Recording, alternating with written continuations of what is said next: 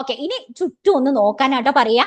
നിങ്ങള് ചുറ്റും പൂക്കള്, ഞാനിപ്പോ ചെമ്പരത്തി പൂ എടുത്തിട്ട് വന്നില്ലേ, ചെമ്പരത്തി പൂവില് തന്നെ നമ്മൾ എന്തൊക്കെ പഠിച്ചു? ദേ ഇതിൽ തന്നെ ദളങ്ങളുണ്ട്, ഇതിൽ തന്നെ വിതളങ്ങളുണ്ട്, അതായത് പെറ്റൽസ് ഉണ്ട്, സെപ്പൽസ് ഉണ്ട്, ആൻഡ്രീഷ്യം നമ്മൾ പറഞ്ഞു, ഗൈനീഷ്യത്തിനെ പറ്റിയിട്ട് നമ്മൾ ഇനി മര്യാദയ്ക്ക് പഠിക്കും. അതുപോലെ തന്നെ പെഡിസൽ ഉണ്ട്, അതുപോലെ പുഷ്പാസനം എന്ന് പറയുന്ന തലാമസ് ഉണ്ട്. ഇതൊക്കെ നമ്മൾ ഒരു പൂവില് തന്നെ പഠിക്കും അല്ലെ? ഇതേപോലെ ദേ ഇരിക്കുന്നു ലില്ലിപ്പൂവ്. ലില്ലിപ്പൂവിലും കണ്ടോ പെറ്റൽസ് കണ്ടോ? വേറെ കളറിലാണ് അല്ലെ? എന്ത് ഭംഗിയല്ലേ? ഇതിന്റെ ഉള്ളിലുണ്ട് നമ്മുടെ സ്റ്റേമൻ ഉണ്ട്, അതായത് കേസരപുടമുണ്ട്. അതേപോലെ തന്നെ ഇതേ അതിന്റെ അകത്ത് ഒളിച്ചിരിക്കുന്ന നമ്മുടെ ദളപുടം, ഗൈനീഷ്യം അവിടെ ഒളിച്ചിരിക്കുന്നുണ്ട്. ഇതൊക്കെ ഉണ്ട്.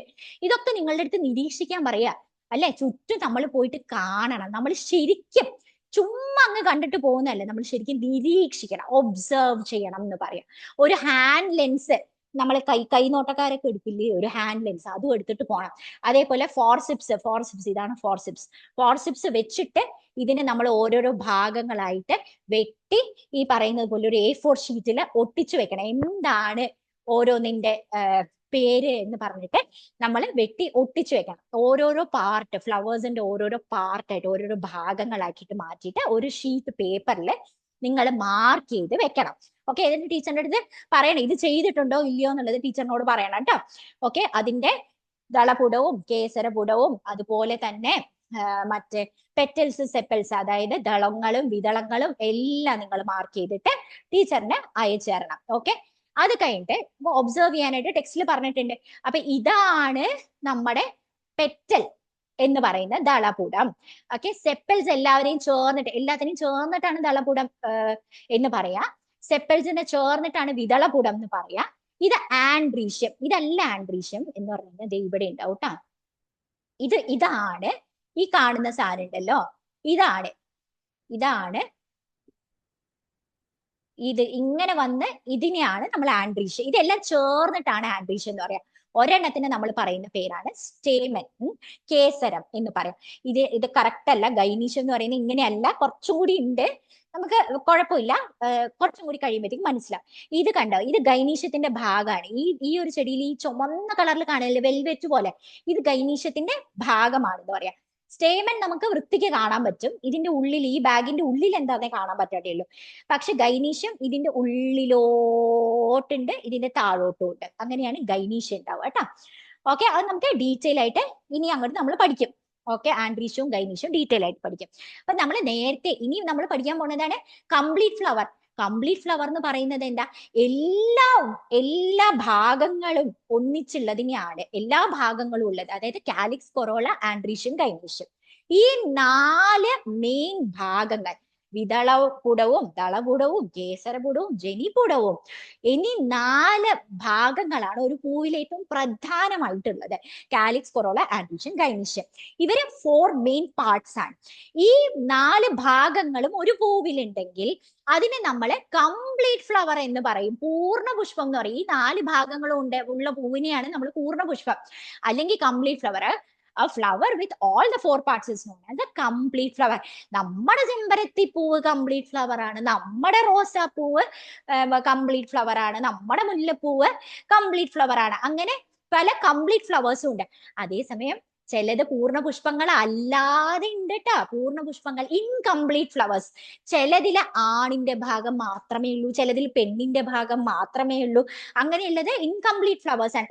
ഉദാഹരണത്തിന് പപ്പായയുടെ പൂവ് അല്ലെങ്കിൽ തണ്ണിമത്തന്റെ പൂവ്, പപ്പായയുടെ പൂവ്, വാട്ടർമെലന്റെ ഫ്ലവർ ഓർ തണ്ണിമത്തൻസ് ഫ്ലവർ. ഓക്കെ, ഇതെല്ലാം അപൂർണങ്ങളായിട്ടുള്ള പുഷ്പങ്ങളാണ്, അതായത് ഇൻകംപ്ലീറ്റ് ഫ്ലവേഴ്സ് ആണ്. One or the other parts is missing, ഏതെങ്കിലും ഒരു ഭാഗം ഉണ്ടാവില്ല അതിന്. ഓക്കെ, അപ്പൊ ഇൻകംപ്ലീറ്റ് ഫ്ലവേഴ്സും ഉണ്ടാവും എന്ന് പറയാം.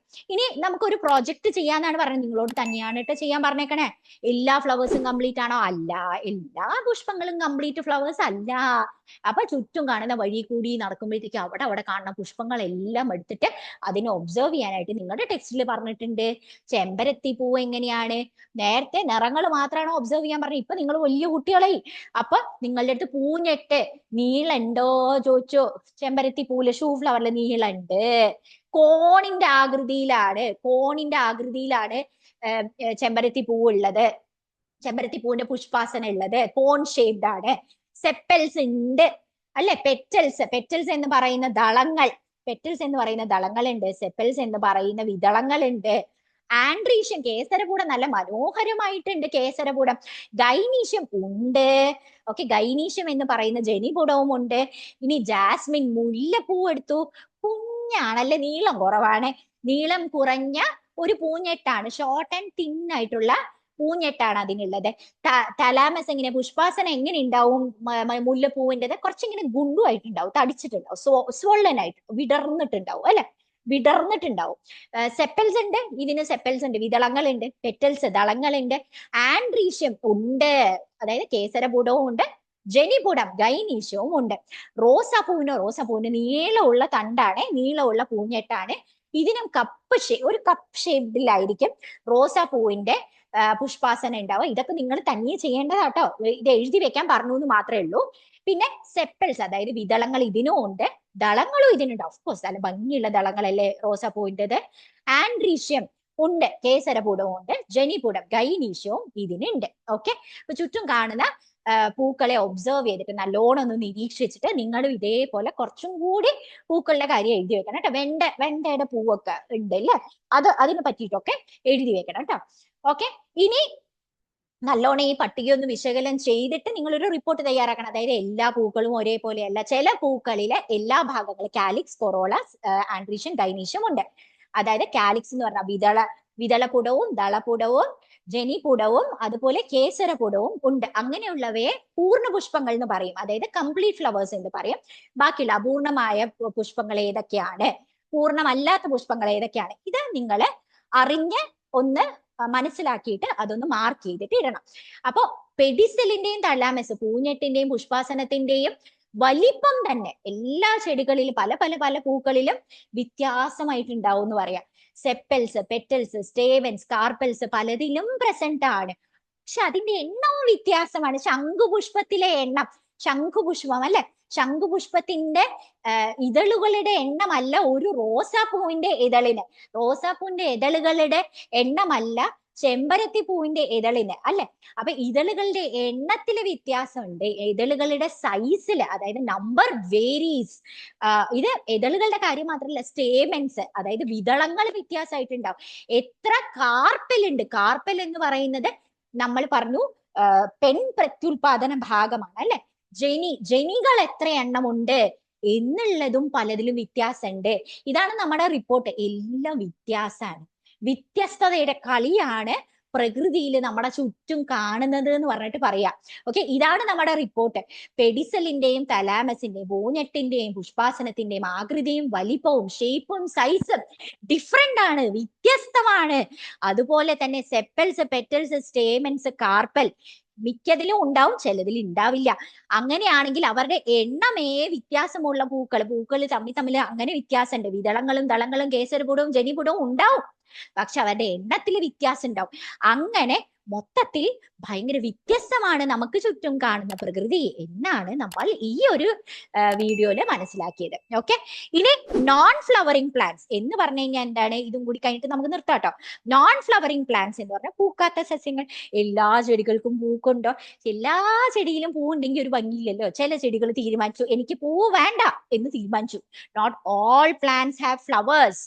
There are flowering plants as well as non-flowering plants. എല്ലാ ചെടികൾക്കും പൂക്കൾ ഉണ്ടാവണമെന്നില്ല. There are flowering plants, പൂക്കുന്ന സസ്യങ്ങളുമുണ്ട്, as well as non-flowering plants, പൂക്കാത്ത സസ്യങ്ങളും ഉണ്ട്. അതിന്റെ ഉദാഹരണം നമ്മൾ പഠിക്കണം.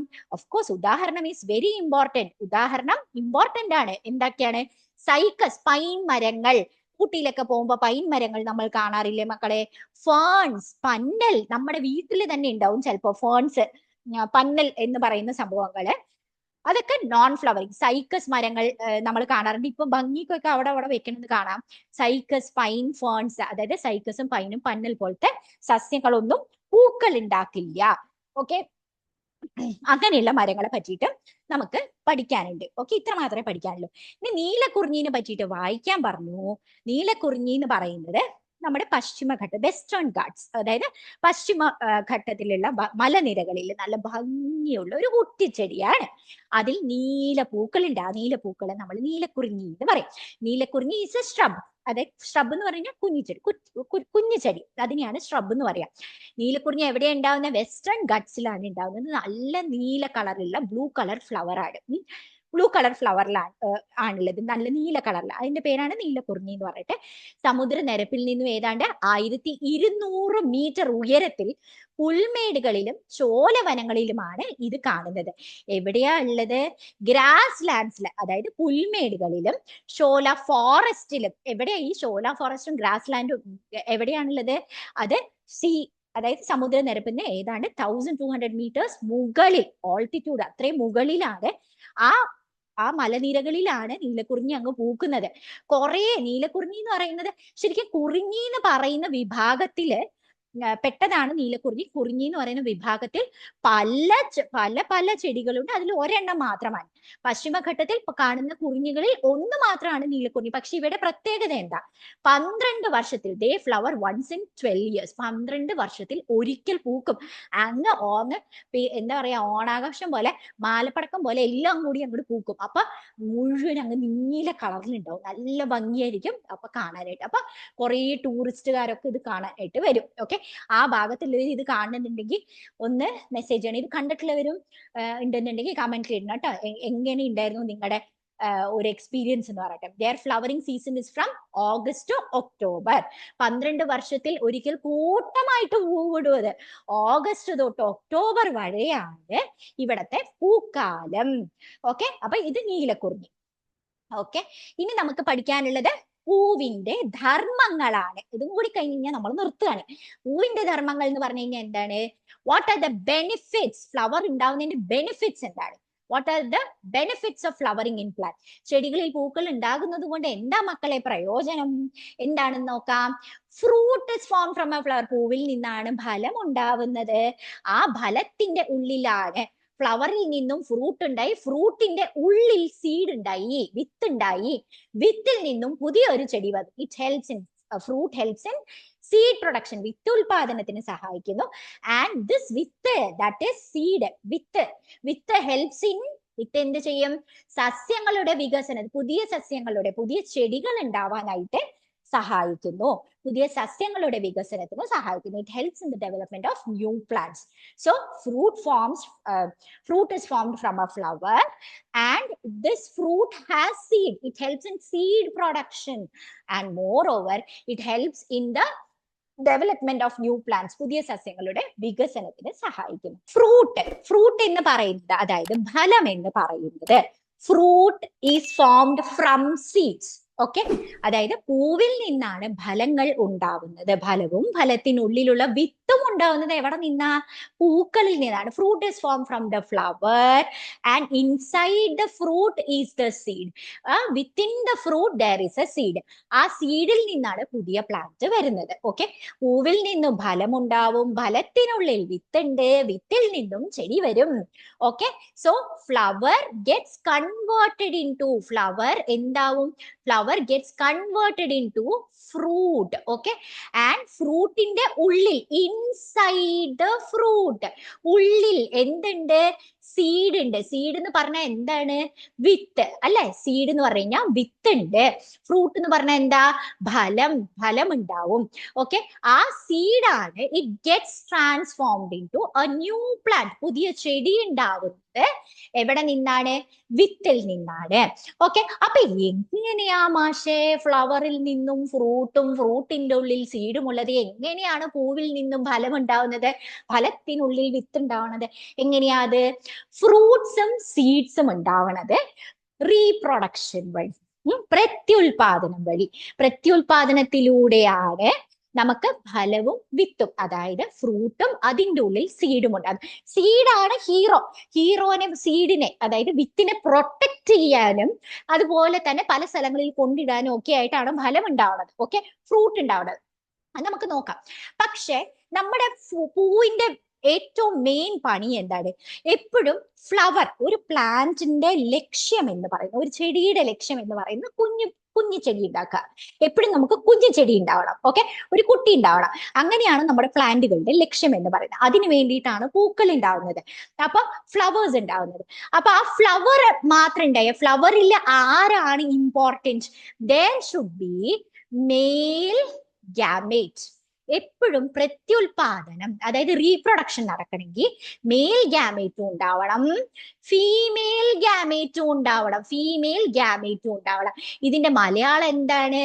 ഇതിന്റെ മലയാളം എന്ന് പറയുന്നത് നമുക്ക് ആൺ ബീജവും ഉണ്ടാവണം, പെൺ ബീജവും ഉണ്ടാവണം. ആൺ ബീജവും ഉണ്ടാവണം, ആൺ ബീജവും ഉണ്ടാവണം. അതുപോലെ തന്നെ പെൺ ബീജവും ഉണ്ടാവണം, പെൺ ബീജവും ഉണ്ടാവണം. മനസ്സിലായോ? ബീജവും ഉണ്ടാവണം. അപ്പൊ ആൺ ബീജവും പെൺ ബീജവും ഉണ്ടാവണം. അപ്പൊ ആൺ ബീജം ഇത് രണ്ടു പേരും എപ്പോഴും ചേരുമ്പോഴാണ് എന്തുണ്ടാവുന്നത്? നമുക്ക് വിത്ത് ഉണ്ടാവുന്നത്, സീഡ് ഉണ്ടാവും. എന്തുണ്ടാവും? വിത്ത് ഉണ്ടാവും. അപ്പൊ ആൺ ബീജം എവിടെയാണുള്ളത്? നമുക്കിത് കണ്ടുപിടിക്കണം. ആൺ ബീജം എന്ന് പറയുന്നത് ആൺ പ്രത്യുൽപാദന അവയവത്തിൽ ഉണ്ടാവും. എവിടെയാണ്? മെയിൽ റീപ്രൊഡക്റ്റീവ് ഓർഗനിൽ ഉണ്ടാവും. എവിടെയോ ഉണ്ടോ? Mail reproductive organ is known as androecium.